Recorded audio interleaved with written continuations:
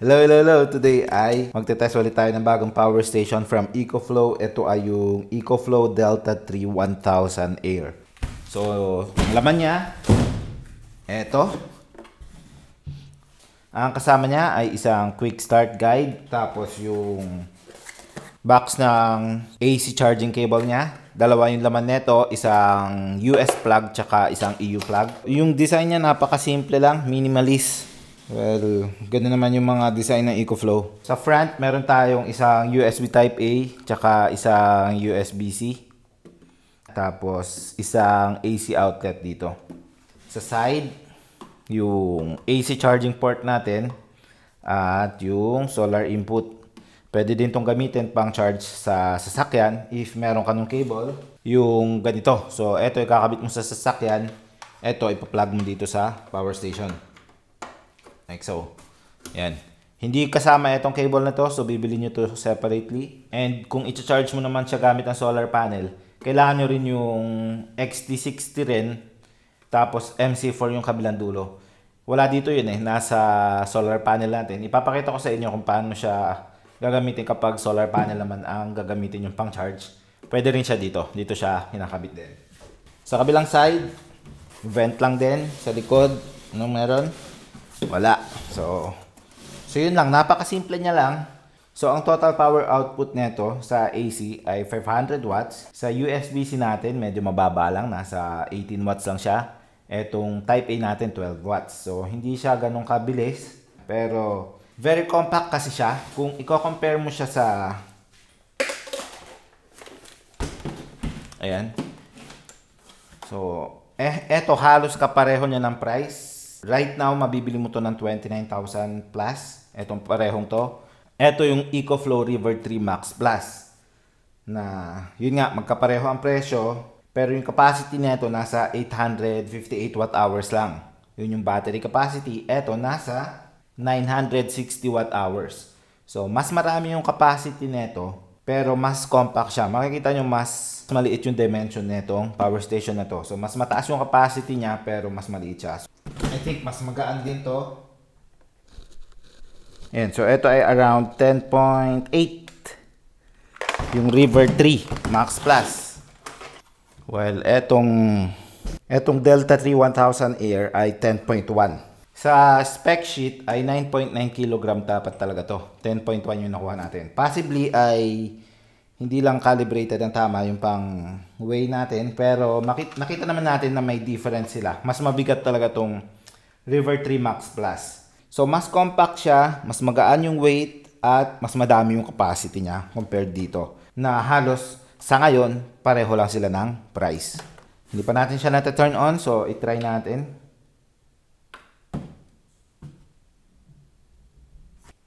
So, typical EcoFlow na display. Makikita mo kung ilang oras bago siya ma-empty, ilang percent yung capacity, tapos yung input and output. Makikita mo kung ilang watts.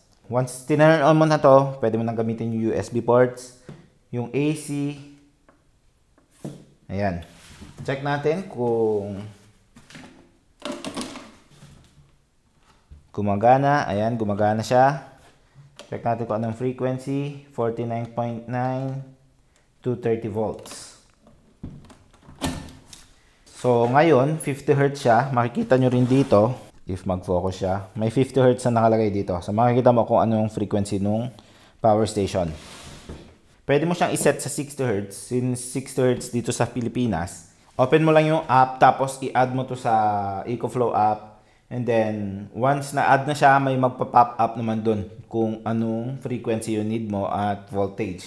So, sinelect na lang natin yung Philippines. Pero, nung ginagawa natin yon, hindi siya nag-change sa 60 Hz. 49 pa rin yung nakalagay dito. Kahit ilang beses nating iset sa app yung 60 Hz, 50 Hz lang talaga siya dito. I'm not sure kung software bug ba yon nung application nila sa mobile phone or mismong firmware ng power station. Pero kung hindi siya ma-apply doon, meron ka pa namang isang way para ma-iset siya sa 60 Hz. Ang gagawin mo lang, patay mo to. Tapos, long press, mga around 10 seconds yan. Tapos makikita mo, magbiblink yung 60 Hz doon. Ayun, wala na. Hindi na siya nagbiblink. Pero, makikita mo 60 Hz na siya. Ayan, 59.95 Hz na. 60 Hz na yan. So, ganun lang. Kahit sa ibang EcoFlow na power station, ipipress nyo lang ng matagal tong AC button niya para mag-switch ng frequency. Baka mangyari din kasi sa inyo yung nangyari sa akin na akala ko ay may problema, hindi ma-set sa 60 Hz to kasi tinatry kong iset sa app. Wala nangyayari, 50 Hz lang siya. Pero dito lang pala ang dapat na gawin nyo. I-press lang hanggang maging 60 Hz. Now, before natin i-test tong AC output natin, kailangan natin muna siyang i-charge. So, ito try natin yung AC charging niya. Built-in na yung charger neto. Isasaksak nyo lang yung AC charging cable nyo sa side. And then, isaksak nyo to sa outlet. Maririnig nyo magkiklik yung relay. Tapos, magiging may green dito. Yan ay indicator lang ng voltage level ata ng AC input nyo. May nakalagay dito low, normal, high. So I guess kapag yung voltage yung AC nyo ay medyo mababa, pupunta yung sa low. Kapag super taas, nasa high. So halos lahat naman ng EcoFlow na power station meron silang protection sa over voltage saka low voltage protection niya kapag yung AC input nyo ay hindi stable. So dito makikita nyo kung normal yung voltage ng kuryente nyo. At yan, nag-charge na tayo ng 505 watts. So, yung charging nito ay rated sa 500 watts talaga. At based sa specs, pwede siya mapuno within 2 hours. Kasi 960 watt hours yung battery capacity nito. So, i-divide nyo lang yun ng charging input nyo. Nasa 500. Around 2 hours nga siya mapupuno kapag sinarge nyo siya mula sa empty. Habang nag-charge ay itest natin yung USB ports natin. EcoFlow naman to, so kung ano yung nakalagay sa specs nila ay most likely totoo yun. Pero ititest pa rin natin. So ayan, kulay pula lahat. At kung i-compute nyo yan, mga around, yun nga, nasa 12 watts. Try naman natin yung USB-C, sabi 18 watts daw.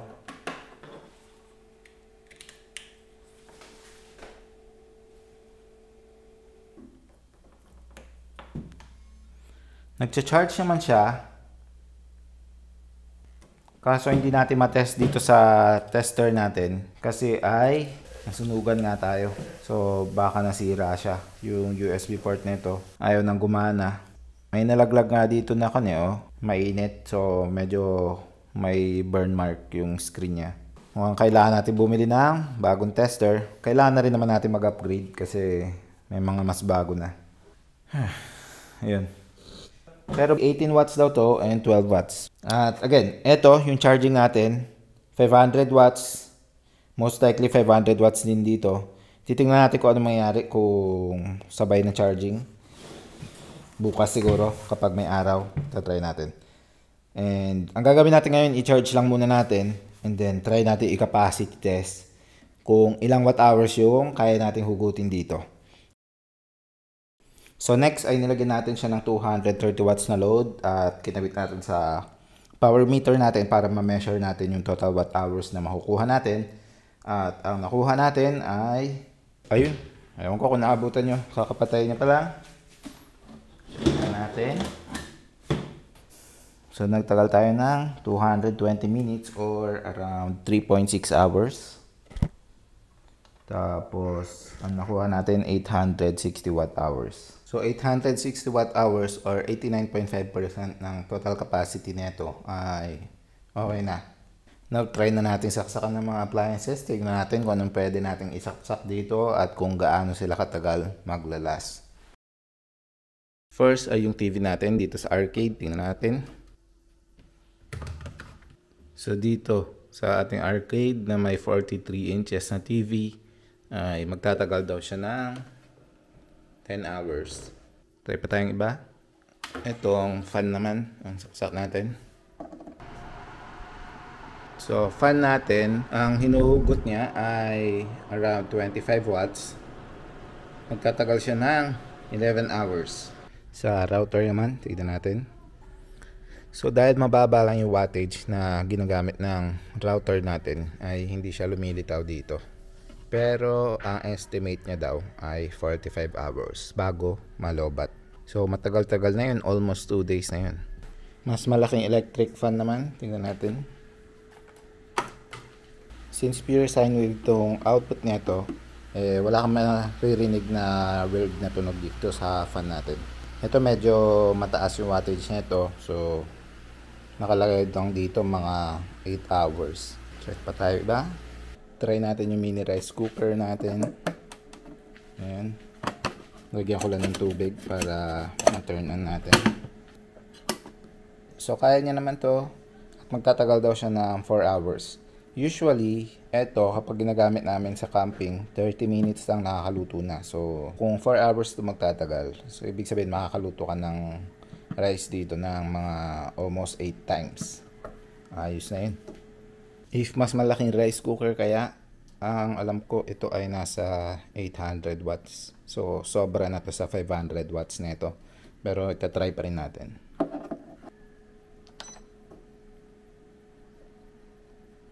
So kung warm, kaya niya naman. Magtatagal na 17 hours. Kung itatry natin magluto.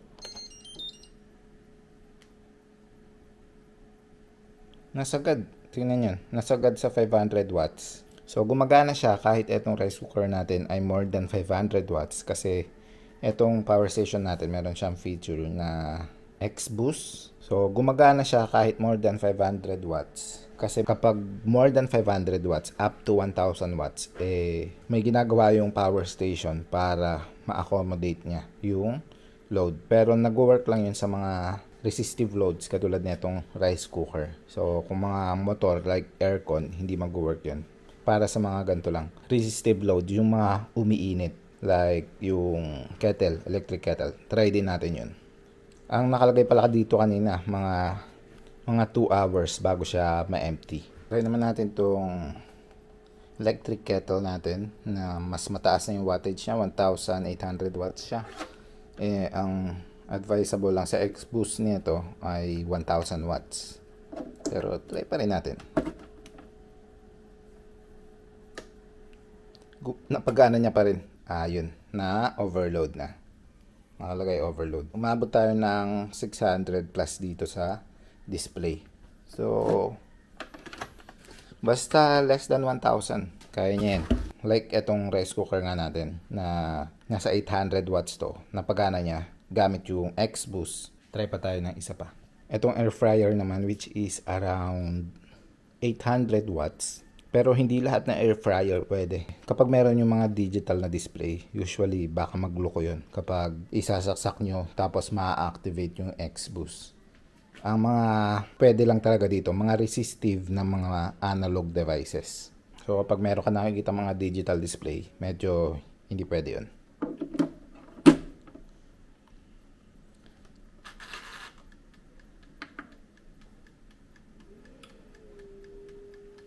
Pagana niya.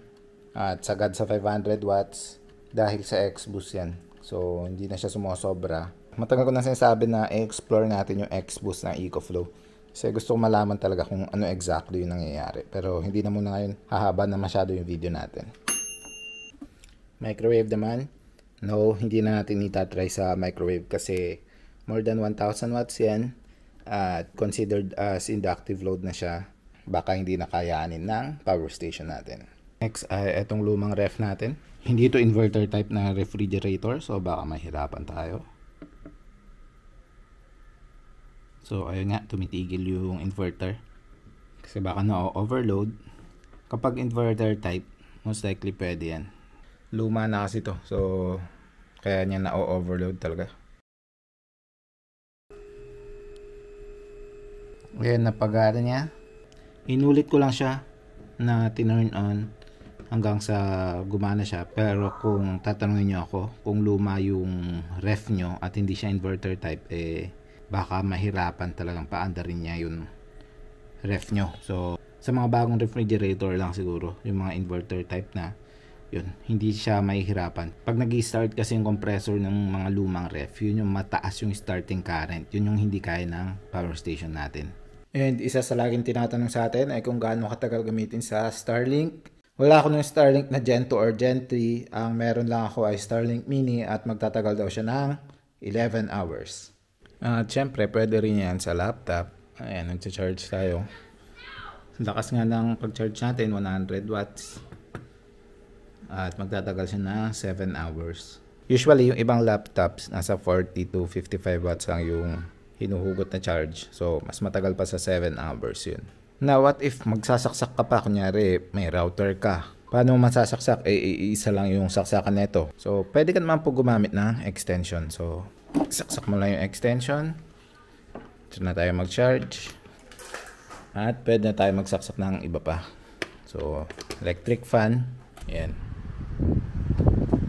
So, mag-a-add lang naman yung wattage nila dito. Now, ilang devices ang pwede mo isasak dito. Depende po yun sa wattage ng isasaksak nyo.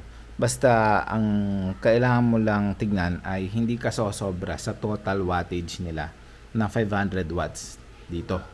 Kahit 5 pa yan, kahit 10 pa yan. Basta hindi sila sosobra sa 500 watts. Pero syempre kung mas madami yung isasaksak mo, mas mabilis tataas yung wattage na nandito sa output. Pero I think kahit tatlo o 4 na laptops, kayang-kaya niya dito yun. Mas mabilis nga lang malolobat yung battery mo. So right now, meron tayong isang laptop at isang electric fan. Tatagal daw siya ng 5 hours. Mataas kasi wattage niya itong charger. Kaya masyado mataas to. Kung maliit na laptop lang yung isasaksak mo dyan, mas matagal pa sa 5 hours yan. Siyempre, sa desktop computer, kayang-kaya niya rin yan. Try natin. So sa desktop computer natin ngayon, ang sabi ay 4 hours daw bago siya ma-empty. Tapos, etong power station na to ay pwede din siyang gamitin as UPS. So, kakabit nyo lang yung AC charging cable dito at automatically yung output niya while charging ay manggagaling sa AC input natin. Tapos, magsiswitch siya automatically kapag nawala yung AC input natin. So, kabit natin. Make sure nakapasok na mabuti. Tapos, saksak natin siya. Kunin ko yung wattmeter para makita natin na dumadaan talaga dito yung power. Teka lang. Ito na yung wattmeter natin. Ayan. Dito na lang gagaling yung power natin. 643 watts. Nag-charge siya at the same time meron siyang output. Hintayin natin mapuno. Tapos tignan natin kapag hindi na siya nag-charge kung yung output ba ay same sa wattmeter natin. Tapos kanina nung sinaksak natin yung charger natin, ay nag-switch siya from power station to Meralco, ay hindi naman namatay yung computer natin. Ayun na, fully charged na. At kapag fully charged na pala, kung ano yung input, siya din yung output kapag naka-activate yung UPS niya. So, iti-test natin na kapag tinanggal ba natin itong saksakan niya, ay mamamatay ba yung computer. Ayun. So, nag-zero na agad. Hindi naman namatay yung computer natin. Tapos yung output tuloy-tuloy lang. Tapos balik lang natin. Yan, narinig yung relay. Galing na ulit sa Meralco yung power. Pagtanggal. Yan. Sa desktop computer nga natin, matagal siya 5 hours daw bago ma-empty. So, kung mas maliit pa yung computer mo, mas matagal pa sa 5 hours. At kung gagamitin mo pang game naman, syempre, mas mabibilis sa 5 hours yan. So, depende kasi sa load ng computer, hindi siya fix. Pero kung wala kang ginagawa, ayan, 5 hours. Pero nagbabrowse ka lang ng browser, halos ganyan lang din yung itatagal niya. Ititest pa sana natin yung solar charging, kaso ganito ang panahon, laging maulan ngayon. Yan, palakas na naman yung ulan. So, gagawin na lang natin yung sa susunod na video para maipakita natin yung mga kailangan yung tignan at kung ano yung maximum na solar panel na pwede. So, ayun ang performance sa ating EcoFlow Delta 3 1000 Air. Overall ay okay naman siya, wala naman na nakitang talagang negative. Siguro gusto ko lang ay sana tinaasan nila yung maximum na power output ng AC natin. Kasi 500 watts lang siya. Yung EcoFlow River 3 Max Plus natin nasa 600. Kung tinaasan din siguro nila dapat ng 600 or up to 800 watts, super ganda na ito. Tapos dapat dinagdagan nila ng konti pang mga AC outlets para hindi na natin kailangan gumamit ng extension. Pero yun sa capacity, sa performance, may UPS pa, tapos mas mataas pa na solar panel ang pwede nyong isaksak dito up to 500 watts. Hindi nga lang natin napakita kasi ulan ng ulan ngayon. Gagawin natin yun sa susunod na video. Tapos iti-tear down din natin to para makita natin kung ano ang nasa loob. So abangan nyo na yan sa channel natin. I think magkakaroon na tayo ng bagong favorite kasi etong EcoFlow River 3 Max Plus, ito talaga yung ginagamit natin kapag nagka-camp tayo. So pag nagka-camp tayo, ito yung lagi kong dala. Kasi saktong-sakto lang talaga yung specs nito para sa needs natin kapag nagka-camp tayo. Usually 300 watts lang naman talaga ang kailangan namin kapag nagka-camp. Tapos compact lang siya, maliit lang. So sinisiksik lang namin sa space sa sasakyan. Kapag nagka-camp ka, every weight tsaka yung every space talagang importante.